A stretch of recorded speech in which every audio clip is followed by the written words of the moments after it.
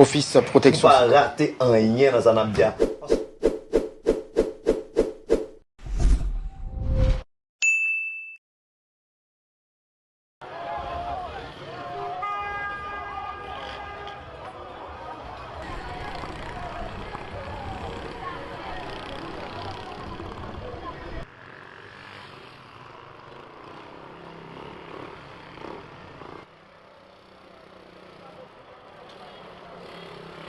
D'exercer leur droit à un juge et à une décision judiciaire.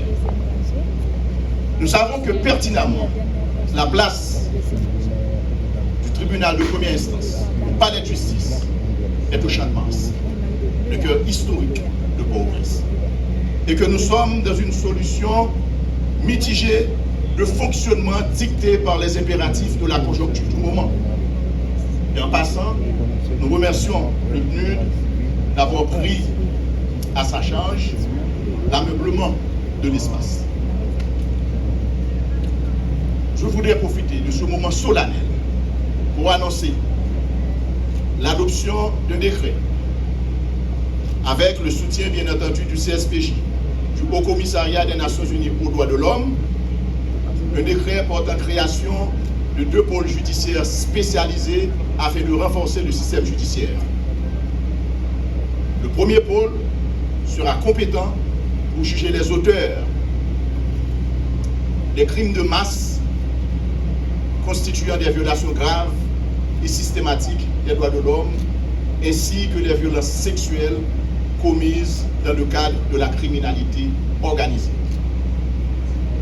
Ces violences sexuelles, en particulier les viols commis sur les femmes, les filles haïtiennes, traversent une sensibilité profonde qui se situe au-delà de la douleur que ressentent ces victimes et au-delà même de la mort de ces victimes, car ils portent atteinte à la dignité humaine, ils portent préjudice à l'estime de soi, cette valeur fondamentale qui nous enseigne constamment que nous sommes tous des êtres humains.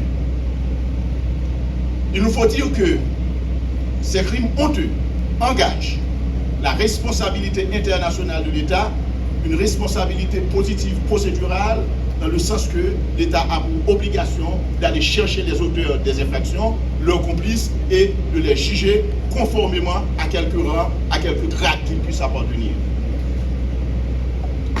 Le second pôle sera compétent pour juger les crimes financiers. L'année dernière, le CPT a adopté un décret, toujours dans le cadre du renforcement judiciaire, portant création de 5 nouvelles juridictions. Nous travaillons pour les rendre opérationnelles. Nous travaillons sur la proximité de la justice, qui est la philosophie la plus fondamentale en matière d'accès au droit et à la justice. Et 10 parmi les juridictions existantes, c'est-à-dire parmi les 18 juridictions existantes, 10 d'ici l'horizon de la fin du mois de mai prochain seront dotées de systèmes d'énergie autonomes et d'éclairage.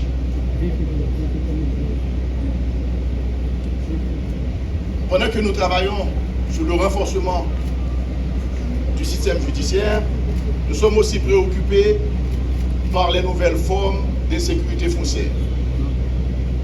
Mes amis, il n'est pas possible. Des gens sans foi ni loi.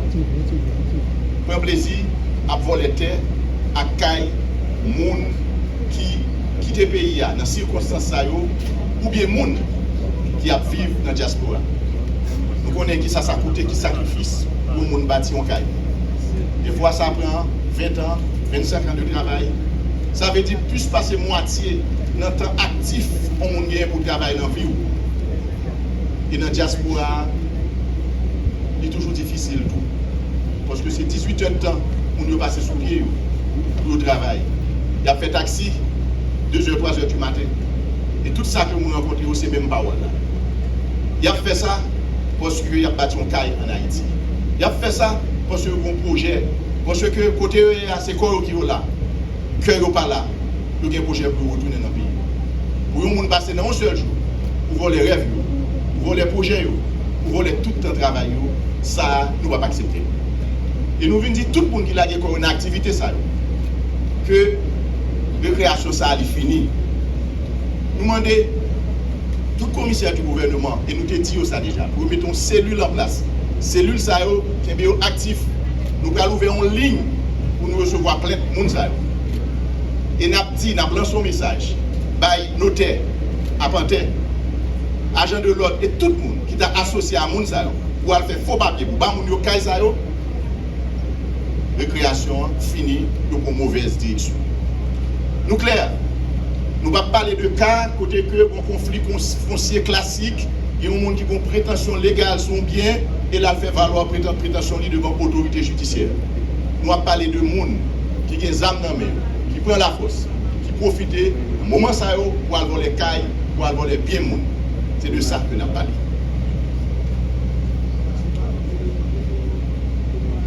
Mes amis, il y a un pile problème dans le système judiciaire là et nous comme ça. C'est comme ça, le monde qui prend fonction en novembre l'année dernière, constaté que y a un problème d'accès à manger dans la prison. Et le Haut Commissariat des Nations Unies aux droits de l'homme a effectué une visite dans le sud. Nous avons partagé des photos avec nous, nous partagé des rapports. Organisation de droits humains, sonner sur sonnette d'alarme. Parce que manger, pas arriver à jouer un prisonnier, il y a des gens qui mourent grand. Dans les recherches livrées par DAP Port-au-Prince, il y a des difficultés pour transporter parce que pas d'accès aux outils. Et dès lors, soit arrivé avec un grand retard ou pas arrivé du tout. Et par conséquent, c'est le monde qui a bon cœur dans la communauté qui prend soin des prisonniers. Nous avons chité ensemble avec tous les fournisseurs. Nous avons refait le contrat. Et nous avons exigé à ce que nous livrions dans les recherches directement à partir de port province que nous prenons, directement dans la juridiction, dans la prison. Ça veut dire nous décentraliser le service d'approvisionnement dans les recherches prisonniers. Et à ce moment, si nous constatons que les clients par nous-mêmes, qui sont prisonniers, qui sont 7605 personnes qui ont donné jugement, si c'est 1249 personnes qui sont condamnées à toucher peine, nous ne sommes pas satisfaits. Manger à continuer, pas jeune, mal averti, pas tout pour couper, nous avons résilié en pile contrat. De même, dans la question de passation, manger la police, nous constatons un pile problème. Nous cherchons une solution amiable. Mais pendant ce temps, nous avons rappelé pour la communauté à comprendre que les clients par nous dans le business, c'est les policiers qui bataillent sous fond chaque jour. Et nous ne pouvons pas accepter aucune solution, nous ne pouvons pas prendre aucune mesure pour les policiers qui passer un jour, ça ne va pas manger. Et manger de qualité. Les clients par nous, c'est eux-mêmes qui peuvent satisfaire de toute solution. Nous connaissons le problème prison, son question détention préventive prolongée, un problème récurrent et qui constitue une des problématiques centrales de la justice haïtienne. Nous remercions encore le Haut Commissariat des Nations Unies aux droits de l'homme, Dr Arnaud Royer, pour son soutien, à organiser des assises des séances correctionnelles dans plusieurs régions, dans plusieurs juridictions. Et nous allons multiplier assises à eux, et pour au principe, il y a une assise criminelle, audience correctionnelle continue pour nous dégager Sermicole. Cependant, nous inquiets. Nous inquiets par rapport au commissaire gouvernement, substitut commissaire du gouvernement, qui émettre ordre de garde à vue, qui va écrire aucun côté dans la loi.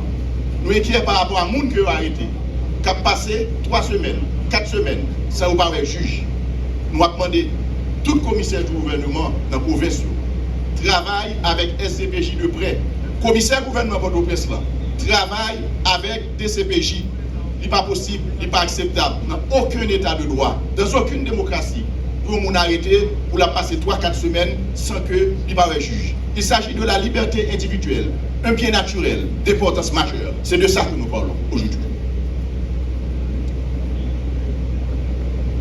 L'autre problème que nous constatons dans la prison, c'est la question VIH-Sida. Avec mesure qui prend, nous avons un problème pour nous joindre médicaments ARV pour traiter. Et dans la prison, nous avons 2000 prisonniers qui souffrent de VIH-Sida et parmi lesquels il y a 500 qui sont en suspension de traitement. Le Premier ministre a été touché de problème. Le Premier ministre a mené un plaidoyer auprès du département d'État des États-Unis pour nous faire nos mains levées. Mais en attendant, nous préparons pour nous prendre une solution judiciaire technique pour nous éviter une situation humanitaire grave avec propagation, infection dans la prison. Je ne vais pas finir matin sans pas saluer les policiers. La police, chaque vaillant policier qui a bataille 12 heures de temps par jour sous fond, et qui a une bataille 12 heures de temps par jour qui a souhaité à défendre zone côté autorité. Nous avons pensé spécial pour eux. Nous avons pensé spécial pour ceux qui sont victimes. Nous avons pensé spécial pour les policiers kenyans qui sont tombés. Nous avons pensé spécial pour les soldats FADH qui sont tombés. Nous avons pensé spécial pour la population, femmes, garçons, petits monde, filles, petits bébés qui sont victimes en bas criminel. Nous campons ferme avec la police nationale d'Haïti. Et nous avons bali tout moyen que nous sommes capables, qui est nécessaire pour lui faire le travail là. Le président CPTA, il a annoncé un budget de guerre. Parce que effectivement, nous sommes dans la guerre. Annonce ça, ce n'est pas un vœu que lié. Et je tiens à commencer à concrétiser. Parce que le budget de la police là, il passe de 29 milliards à 31 milliards de coûts. Et en le budget ça, il y a gagné 7 milliards 600 millions pour acheter des armes, pour acheter matériel, pour faire le travail. Et nous clairs, nous-mêmes, au côté ministère de la Justice, pour moi ça seulement, moi de mars là qui a fini là, nous signons 15 millions, plus passer 15 millions. Pour être clair, le dollar américain commande matériel, moyen que la police gagne dans mes lits pour lui faire travail. Nous avons fait ça parce qu'il faut nous battre la population en sécurité. Nous avons fait ça parce qu'il faut la paix tourner. Nous avons fait ça parce que nous avons préparé le chemin pour aller vers l'élection. Et toutes les mesures sont basées sur 4 axes. Action, résultat, transparence, redevabilité. Action, résultat, transparence, redevabilité. Action, résultat, transparence, redevabilité. Nous travaillons sans relâche pour freiner ce fléau. L'insécurité, qui est une banalisation du droit à la vie, qui est une banalisation de la vie des Haïtiens et des Haïtiennes. Certains disent que la vie ne vaut rien, mais rien ne vaut la vie. Nous croyons que demain doit être meilleur qu'aujourd'hui et qu'ensemble, dans l'union, nous pouvons construire cette Haïti de justice et de liberté. Merci.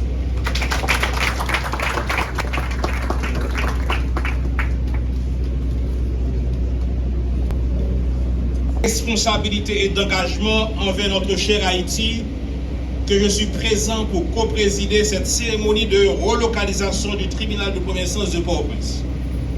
Il en était temps, mesdames, messieurs. Depuis une quinzaine d'années, plus précisément depuis le passage du terrible tremblement de terre remontant au 12 janvier 2010, le tribunal de première instance de Port-au-Prince, symbole du droit et de l'ordre dans la capitale haïtienne, a fait face à des défis considérables.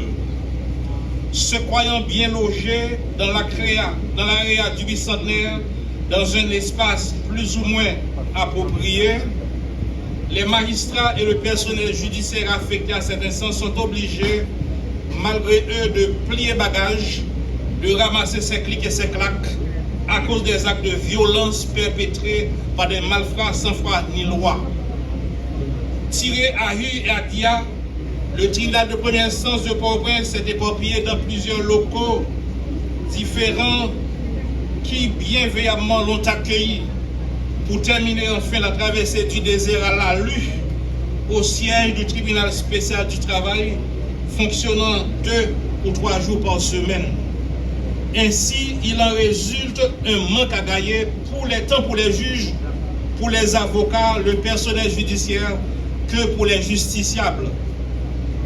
Ces lacunes entravent non seulement le bon fonctionnement de notre système judiciaire, mais elles portent également atteinte à l'image de notre justice, entravant à tort la libre distribution du service public de la justice. Aujourd'hui, plus que jamais, nous avons besoin d'une justice moderne, accessible et efficace. La relocalisation du tribunal de première instance de Port-au-Prince dans ce bâtiment tombe à point nommé, car il devient tout simplement le symbole de la volonté du ministère de la Justice et du Conseil supérieur du pouvoir judiciaire de réformer et de moderniser notre système judiciaire pour mieux servir les citoyens. Il est aussi une réponse aux besoins croissants de notre capitale et un moyen d'améliorer l'accès à la justice pour toutes et pour tous, quelles qu'en soient les conditions économiques et sociales. Enfin, il faudrait considérer que cette relocalisation du tribunal de première instance de Port-au-Prince marque notre détermination à construire une justice plus proche des citoyens, une justice qui reflète les idéaux de notre Constitution et les aspirations profondes de notre peuple. En résumé, une justice indépendante, impartiale et accessible à tous.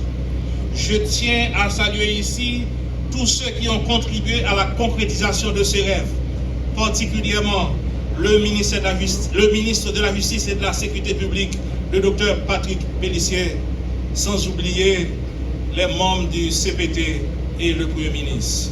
Merci beaucoup. Je suis convaincu que la relocalisation du tribunal de première instance de Port-au-Prince ne sera pas simplement un changement physique, mais aussi et surtout un élément important et décisif dans la distribution d'une saine et impartiale justice. Cela nécessitera des efforts constants, une volonté inébranlable de bien faire et la collaboration de tous les secteurs de la société. Mesdames, Messieurs, ce matin, nous avons la satisfaction d'installer le TPI de Port-au-Prince dans ce bâtiment. Nous nous en réjouissons. Mais souffrez que je vous rappelle que tout n'est pas fini. Très bientôt, ce devrait être le tour de la Cour d'appel de Port-au-Prince, du tribunal pour enfants, du tribunal spécial du travail, du tribunal de première instance de la Croix des Bouquets, des tribunaux de paix de la section nord, de la section sud, de la section est de Port-au-Prince, des tribunaux de paix de Carrefour, de Gressier, de la Croix des Missions, de Delma, etc. Sans oublier la situation de ces dizaines de tribunaux établis dans certaines communes de la République, logés dans des taudis et qui fonctionnent avec un seul juge ou qui en sont totalement dépourvus. À bientôt, mesdames, messieurs, pour les cérémonies d'installation, de relocalisation, de construction ou de reconstruction des bâtiments devant accueillir ces différentes structures du pouvoir judiciaire. Je vous en remercie. Monsieur le protecteur du citoyen, Monsieur le doyen du tribunal civil de première instance, Monsieur le commissaire du gouvernement à le tribunal de première instance, Monsieur le bâtonnier, Monsieur le directeur de l'ULCC, Monsieur le représentant du Haut Commissariat des Nations Unies aux droits de l'homme, Mesdames, Messieurs les magistrats, Mesdames, Messieurs les avocats et avocates, Mesdames, Messieurs, chers invités, les 5 années déjà écoulées de cette décennie ont marqué une nouvelle page de notre histoire de peuple à travers une crise sociopolitique et sécuritaire affectant toutes les institutions judiciaires. La justice qui est appelée à redresser l'ordre public et garantir l'équilibre social n'a pas été épargnée. En tant que président du Conseil présidentiel de transition, j'ai l'avantage de m'adresser à vous ce matin, les professionnels du droit et de la justice, en saluant votre résilience, pour vous dire que la sauvegarde et le renforcement des institutions judiciaires fait partie des priorités dans l'agenda du Conseil présidentiel de transition. À cet effet, nous apportons notre soutien à tous les projets que le ministère de la Justice est en train de mettre en œuvre. Nous saluons l'initiative de la création des pôles judiciaires spécialisés afin de mieux garantir la protection judiciaire des individus contre la criminalité transnationale. Parce qu'en fait, c'est de quoi il s'agit aujourd'hui. Et les violences sexuelles qui fragilisent les fondements de notre société. Ces mécanismes de protection des droits des individus répondent effectivement, efficacement à un engagement international de l'État auquel nous ne pouvons nous acquitter qu'à travers des mesures législatives et administratives. Les transitions ont toujours défini un rôle particulier à la justice.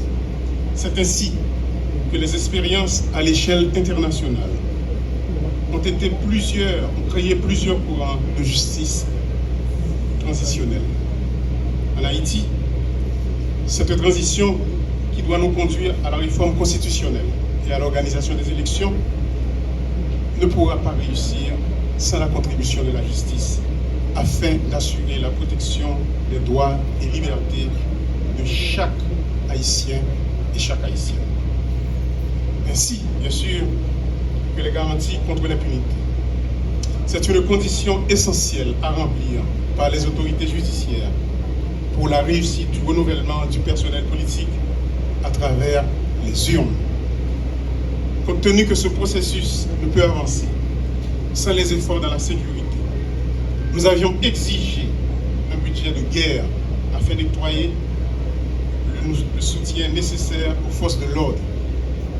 Ainsi, la lutte contre l'insécurité et le banditisme s'affiche en premier plan de notre ligne d'action. Nous profitons de cette occasion pour saluer le courage de nos policiers, nos soldats des forces armées d'Haïti, les membres de la mission de soutien à la sécurité qui sont sur le front au quotidien. Monsieur le ministre de la Défense, Monsieur le général des forces armées d'Haïti, nous sommes en situation de guerre. En fait, nous sommes ici, là, dans ce bâtiment, parce que nous sommes en guerre. Vous avez le devoir et l'obligation d'utiliser tous les fils et toutes les filles de ce pays désireux de se battre pour cette terre de liberté. Sachez comment vous écrivez cette page d'histoire, parce que nous sommes en train de la faire là maintenant, cette page d'histoire. Et c'est pour ça, on a parlé avec le peuple haïtien. On dit, au niveau du Conseil présidentiel de transition, ensemble avec le gouvernement républicain, vous mettez en place une commission pour accélérer toute question de passation de marché, qui prend un peu de temps à cause de procédures qui sont faites selon les lois et la constitution haïtienne. Vous mettez la commission ça en place, c'est justement parce que nous sommes dans une situation spéciale. Et nous pensons que tout le monde qui a un rapport à la question de sécurité dans le pays comprenne des machins et entre dans des machins. Mesdames, Messieurs,